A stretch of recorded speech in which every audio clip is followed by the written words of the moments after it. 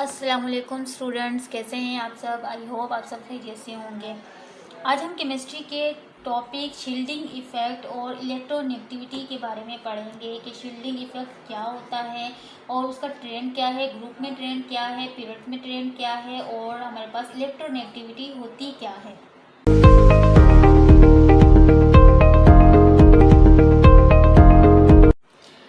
जो हमारा टॉपिक है वो है आज का शील्डिंग इफ़ेक्ट। शील्डिंग इफ़ेक्ट क्या होता है। देखिए, शील्डिंग इफ़ेक्ट की मैं आपको डेफिनेशन समझाऊँ इससे पहले मैं आपको एक डायग्राम से शील्डिंग इफ़ेक्ट के बारे में कुछ बताती हूँ। यहाँ पर देखिए हमारे पास जो है 2 एटम्स हैं, ठीक है। फर्स्ट सोडियम का जो हमारे पास एटम है और दूसरा हमारे पास क्या है, पोटाशियम का एटम है। यहाँ पर देखिए सोडियम के नंबर ऑफ शेल्स कितने हैं, 1 2 3, ठीक है। वैलेंस शेल मतलब वैलेंस शेल कितने, वैलेंस सोडियम के यहाँ से लेकर न्यूक्लियस से लेकर या प्रोटॉन से लेकर वैलेंस शेल तक हमारे पास दरमियान में कितने शेल आ रहे हैं, 2 शेल, ठीक है। यहाँ पे कितने शेल आ रहे हैं, 2 शेल आ रहे हैं, हम लिख लेते हैं। उसके बाद हम देखते हैं पोटाशियम को। पोटाशियम देखें फर्स्ट सेकंड थर्ड फोर्थ, ठीक है। वैलेंस शेल से आपके पोटाशियम न्यूक्लियस से वैलेंस शेल तक के दरमियान कितने शेल आ रहे हैं, 4 शेल आ रहे हैं हमारे पास, ठीक है। ये बात कंफर्म हो गई। उसके बाद देखें शील्डिंग इफेक्ट क्या होता है। मैं आपको डायग्राम से समझाती हूँ शील्डिंग इफेक्ट क्या होता है। ये जो आपके पास दरमियान में न्यूक्लियस होता है, न्यूक्लियस में क्या होते हैं, प्रोटॉन्स होते हैं, ठीक है। पॉजिटिव चार्ज, प्रोटॉन्स पे कौन सा चार्ज होता है, पॉजिटिव चार्ज। और जो इसके प्रोटॉन के बाहर क्या चीज़ रिवॉल्व कर रही होती है, इलेक्ट्रॉन रिवॉल्व कर रहे होते हैं, ठीक है। डिफरेंट जो ये शेल्स पे क्या होते हैं, ऑर्बिट्स में रिवॉल्व कर रहे हैं प्रोटॉन के गिर्द। ये हमारे पास प्रोटॉन है, ये इलेक्ट्रॉन्स क्या हैं, ऑर्बिट्स में रिवॉल्व कर रहे हैं। और यहाँ पे हमारे पास एक इलेक्ट्रॉन है, ठीक है। अब क्या होता है, इनके दरमियान फोर्स ऑफ अट्रैक्शन होती है जो इनको आपस में क्या करती है, मतलब ये कि इनको आपस में जोड़े रखती हैं। ये पॉजिटिव चार्ज है, ये नेगेटिव चार्ज है। पॉजिटिव चार्ज के गिर्द नेगेटिव चार्ज क्या कर रहा है, रिवॉल्व कर रहा है, डिफरेंस मतलब ऐसे रास्तों पे रिवॉल्व कर रहा है। और इनके दरमियान क्या है, फोर्स ऑफ अट्रैक्शन, एक दूसरे को जोड़े रखती हैं, एक दूसरे को पकड़े रखती हैं जो ताकत, ठीक है। ये जो शेल्स होते हैं ना, ये शेल्स होते हैं, इनकी फोर्स ऑफ अट्रैक्शन को क्या करते हैं, कम करते हैं। जितने ज़्यादा शेल्स होंगे फोर्स ऑफ अट्रैक्शन क्या होगी, कम होगी। मतलब इनके दरमियान जो फासला है वो बढ़ जाएगा, ठीक है। फासला बढ़ेगा तो फोर्स ऑफ अट्रैक्शन कम हो जाएगी। ये क्या करेंगे, एक दूसरे से क्लोज, जो एक दूसरे से लूजली हेल्ड होंगे, मतलब लूजली क्या कि आराम से ही अगर थोड़ी तमन्नाएं या थोड़ी एनर्जी प्रोवाइड करेंगे ये से छोड़कर चला जाएगा, बिकॉज नंबर ऑफ शेल ज़्यादा हो जाएंगे, ठीक है। यहाँ पर देखिए हमारे पास सोडियम के दरमियान 2 शेल्स हैं, इट्स मीन्स इसकी पावर ज़्यादा है। ये लास्ट वाले जो वैलेंस शेल में जो इलेक्ट्रॉन्स हैं इसको मजबूती से पकड़ के रखा है, बिकॉज इसके नंबर ऑफ शेल्स कितने हैं, 2 हैं, ठीक है। तो इनके दरमियान फोर्स ऑफ अट्रैक्शन क्या हो रही है, ज़्यादा है अभी। इसी तरफ हम पोटाशियम को देख लें, ठीक है। पोटाशियम में यहाँ पे हमारे पास क्या है, प्रोटॉन है और इसके बाहर क्या रिवॉल्व कर रहे हैं, इलेक्ट्रॉन्स रिवॉल्व कर रहे हैं, ठीक है, डिफरेंट ऑर्बिट्स में। हम वैलेंस शेल में देखते हैं ये जो इलेक्ट्रॉन्स है और इसका फासला कितना ज़्यादा फासला है, बिकॉज न यहाँ पर नंबर ऑफ शेल्स क्या हो रहे हैं, इंक्रीज़ हो रहे हैं। अच्छा, नंबर ऑफ शेल्स इंक्रीज़ होने की वजह से इनके दरमियान जो फोर्स क्या हो रही है, कम हो रही है, ठीक है। ये बात आपको क्लियर हो गई। उसके बाद अब मैं शील्डिंग इफेक्ट समझाती हूँ। देखें, नंबर ऑफ शेल्स इंक्रीज होने की वजह से इनके दरमियान फोर्स ऑफ अट्रैक्शन क्या हो रही है, कम हो रही है। जो फोर्स ऑफ अट्रैक्शन जो चीज़ फोर्स ऑफ अट्रैक्शन को कम कर रही है उसे हम कहते हैं शील्डिंग इफेक्ट। मतलब शील्ड को हम ऐसे भी कह सकते हैं बैरियर, ठीक है, बैरियर। इसके अलावा मैं आपको एक और एग्जांपल समझाती हूँ। देखें, हमारे पास लाइट है, ये हमारे पास लाइट है, ठीक है, ये सीधी ऐसे आ रही है, ठीक है। ये बहुत इजी से हमारे पास पहुँच चुकी है, ठीक है, ये हमारे पास आराम से पहुँच चुकी है। और अगर हम इसके दरमियान में एक बैरियर रख दें, ठीक है, ये हमने रखा है बैरियर। बैरियर क्या होती है, रुकावट। कोई भी हमने रुकावट रख दी। अब लाइट ट्रेवल करके आएगी लेकिन यहाँ पे रुकेगी, उसके बाद यहाँ पे आएगी, ठीक है। इसका मतलब लाइट जो जितनी स्पीड से पहले आ रही थी अब उस स्पीड से नहीं आएगी। अगर हम दरमियान में एक और बैरियर रख दें फिर क्या होगी, लाइट की स्पीड और कम हो जाएगी। एक और बैरियर रख देंगे तो लाइट की स्पीड इससे और ज़्यादा कम हो जाएगी। ठीक है। बैरियर क्या है हमारे पास, शेल्स। बैरियर क्या है, शेल्स हैं हमारे पास। और मतलब जो चीज़ इफेक्ट कर रही है ना इनके दरमियान, ये मतलब लाइट को डायरेक्ट हमारे पास पहुंचने से जो चीज़ रोक रही है वो है बैरियर, जिसे हम कहते हैं, ये हमारे पास क्या है, शेल्स। अच्छा, प्रोटॉन और इलेक्ट्रॉन के दरमियान जो कुव्वत है, इनके दरमियान जो फोर्स ऑफ अट्रैक्शन को कम कर रही होती है, उसे हम कहते हैं शील्डिंग इफेक्ट। ठीक है, ये थी हमारे पास शील्डिंग इफेक्ट की डेफिनेशन। अच्छा, अब यहाँ पे डेफिनेशन देखें शील्डिंग इफेक्ट की, इन्होंने लिखी है, electrons present in the inner shell shield the force of attraction of nucleus felt by the valence shell and electron is called shielding effect. ये क्या कह रहे हैं, इलेक्ट्रॉन जो इनर शेल में मौजूद होते हैं और वो शील्ड करते हैं फोर्स को, ऑफ अट्रैक्शन को। शील्ड का मतलब रोकते हैं। ठीक है, जो इलेक्ट्रॉन लास्ट शेल में मौजूद हैं उनके दरमियान जो आपके पास शेल्स बने होंगे वो क्या करेंगे, जो फोर्स ऑफ अट्रैक्शन है उसे क्या करेंगे, न्यूक्लियस और लास्ट इलेक्ट्रॉन्स के दरमियान जो फोर्स है उस पर असर करेंगे। ठीक है, वो असर क्या कहलाता है, इफेक्ट क्या कहलाता है, शील्डिंग इफेक्ट। उसे हम क्या कहते हैं, शील्डिंग इफेक्ट। अच्छा, शील्डिंग इफेक्ट का ट्रेंड क्या है, पीरियड्स में ट्रेंड क्या है और ग्रुप में ट्रेंड क्या है। यहाँ पर इन्होंने लिखा है कि जो शील्डिंग इफेक्ट है इंक्रीज होता है ग्रुप में टॉप टू बॉटम क्या हो रहा है, इंक्रीज क्यों हो रहा है, साफ जाहिर बात है, क्यों इंक्रीज होगा, because number of shells increase होंगे। ठीक है, जब हम ग्रुप में टॉप टू बॉटम आते हैं तो हमने सारे पॉइंट्स में पढ़ा था कि जैसे जैसे हम टॉप टू बॉटम आते हैं नंबर ऑफ शेल्स क्या हो रहे हैं, इंक्रीज हो रहे होते हैं।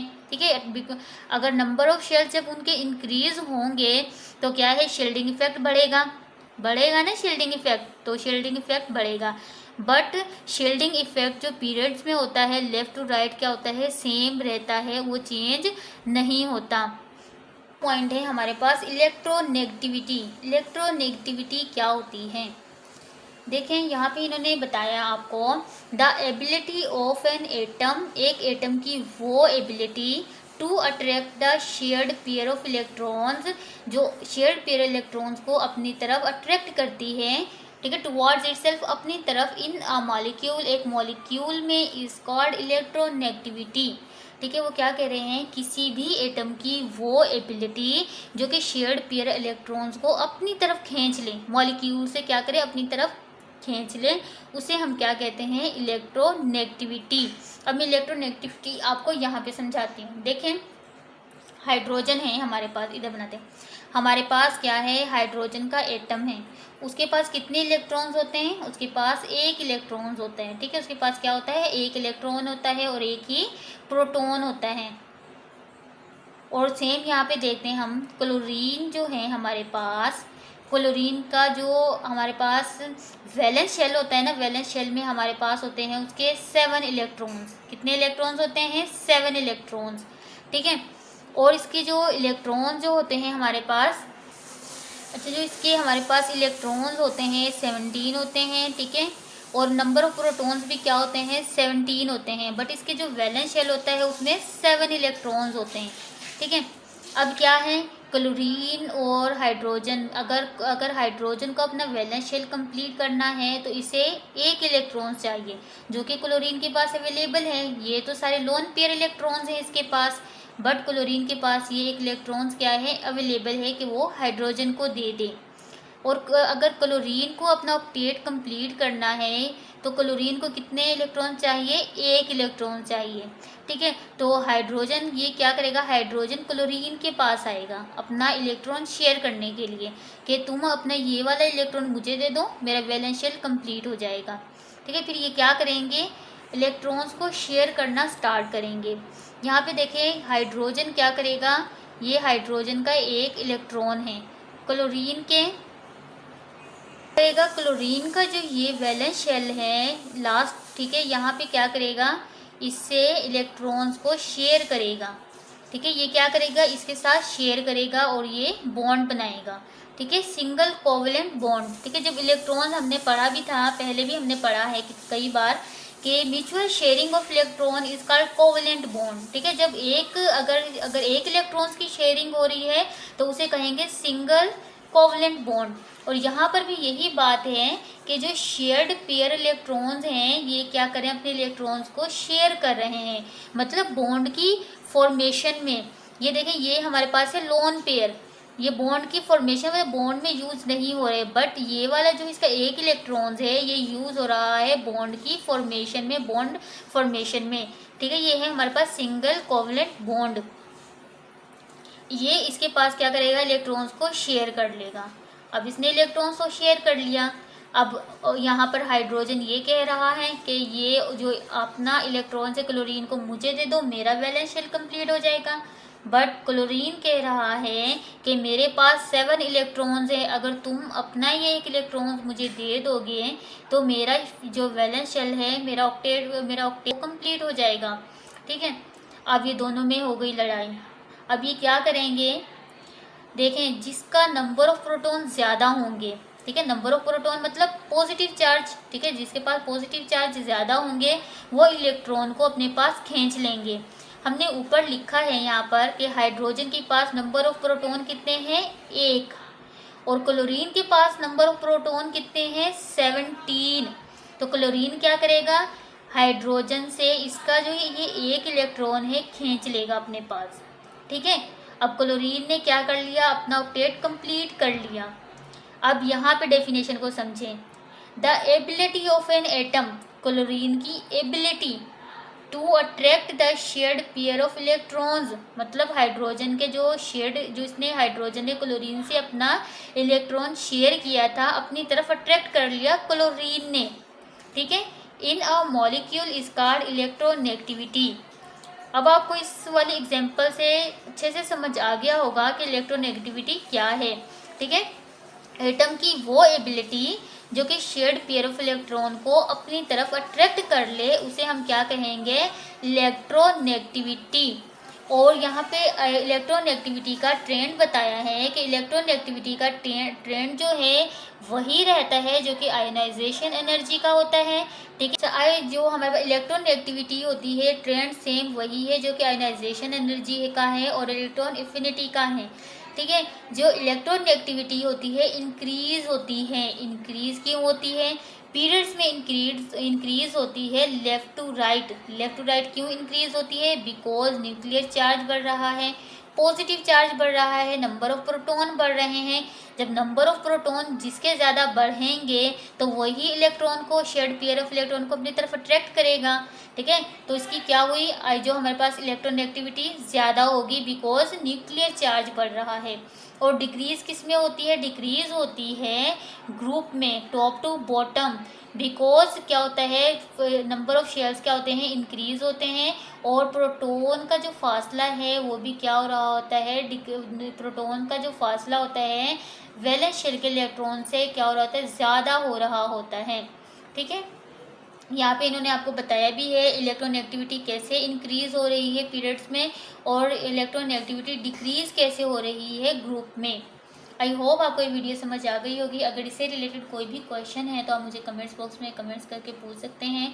अगर आपको मेरी वीडियो अच्छी लगी है तो मेरी वीडियो को लाइक करें, और अगर मेरे चैनल पर न्यू है तो मेरे चैनल को सब्सक्राइब करें ताकि आपको आने वाली हर नई वीडियो का नोटिफिकेशन मिल सके।